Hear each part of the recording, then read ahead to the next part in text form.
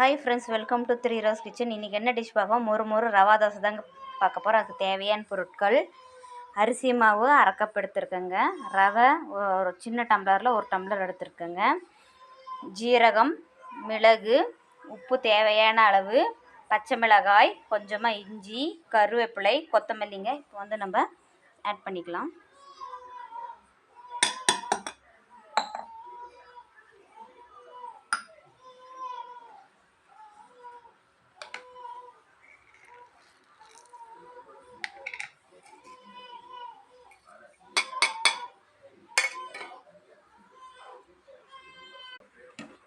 இந்த மாதிரி தண்ணியை கலந்து வச்சுக்கோங்க. ஒரு அரை மணி நேரம் நல்லா ஊறட்டுங்க, அப்புறமேட்டு பார்க்கலாம்.